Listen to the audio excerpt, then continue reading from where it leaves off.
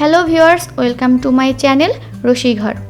আজ আমি আপনাদের সঙ্গে খুবই সহজ একটি রেসিপি শেয়ার করব এবং খুবই দুর্দান্ত রেসিপিটি ব্ল্যাক পেপার চিকেন। খুব সহজভাবে আমি রেসিপিটি তৈরি করেছি এবং এটা আপনাদের সঙ্গে এখন শেয়ার করব।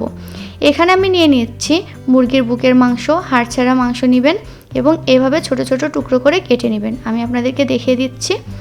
এবার পেঁয়াজগুলোকে ঠিক এই পরিমাণ সাইজ করে কেটে নেবেন এবং প্রত্যেকটা পাপড়ি আলাদা করে নেবেন। আছে ক্যাপসিকাম কুচি, রসুন কুচি, কাঁচামরিচ কুচি এবং 2টা শুকনো মরিচ। এখানে আছে কর্নফ্লাওয়ার, চিনি, লবণ এবং প্রয়োজন মতো গোলমরিচের গুঁড়ো। আছে ডিমের সাদা অংশ, সয়া সস। এবার চলে যাচ্ছি মূল প্রণালীতে। এবার মাংসগুলোর মাঝে আমি দিয়ে দিচ্ছি প্রয়োজন মতো লবণ, সামান্য পরিমাণ চিনি এবং দিয়ে দিব কর্নফ্লাওয়ার।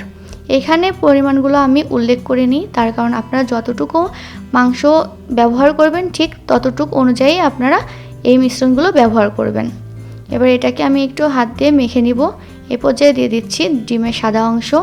আপনারা যদি এই পর্যায়ে মনে করেন যে মিশ্রণটা একটু পাতলা মনে হচ্ছে, তাহলে কর্নফ্লাওয়ার যোগ করবেন। খুব ভালোভাবে হাত দিয়ে আমি মেখে নিয়েছি। এবার কড়াইতে দিয়ে দিয়েছিলাম তেল এবং গরম তেলে আমি মাংসগুলোকে হালকা বাদামি করে ভেজে নিব।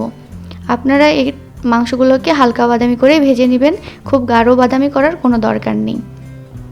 হালকা একটা রং হলে আপনার রান্নাটার কালার খুবই সুন্দর হবে।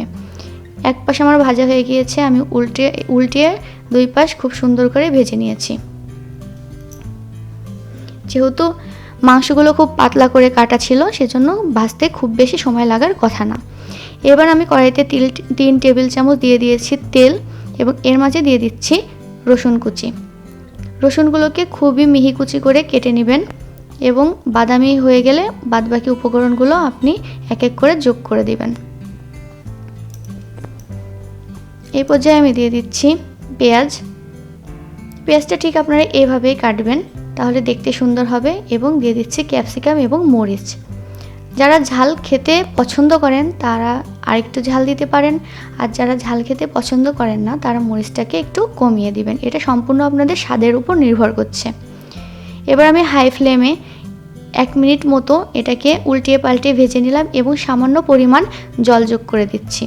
এবার দিয়ে দিচ্ছি একটু লবণটা আপনি একটু বুঝে দিবেন, যেহেতু আমরা এখানে সয়া সস ব্যবহার করব। এবার দিয়ে দিচ্ছি গোলমরিচের গুঁড়া। এই পর্যায়েও আমি ফ্লেমটাকে হাইতে রেখেছি এবং দিয়ে দিচ্ছি 1 চা চামচ পরিমাণ সয়া সস। মিশ্রণটা একটু হালকা ঘন হয়ে গেলে আমি দিয়ে দিচ্ছি ভেজে উঠিয়ে রাখা মাংসগুলো এবং বাদবাকি যে কর্নফ্লাওয়ারটা ছিল সেটা আমি সামান্য পরিমাণ জল দিয়ে গুলে এর মাঝে দিয়ে দিয়েছি। এখন গ্রেভিটা যখন শুকিয়ে মাংসের টুকরোগুলোর গায়ে লেগে আসবে, তখন আপনি আপনার রেসিপিটা পরিবেশন করতে পারবেন। দেখতে পাচ্ছেন আমি পরিবেশন করে দিয়েছি এবং খুবই কম সময়ে আপনি এই রেসিপিটা তৈরি করতে পারবেন। এবং আমার ভিডিও যদি আপনাদের ভালো লেগে থাকে তাহলে আমার চ্যানেলকে অবশ্যই সাবস্ক্রাইব করবেন এবং পাশে থাকা বেল আইকনটি প্রেস করবেন।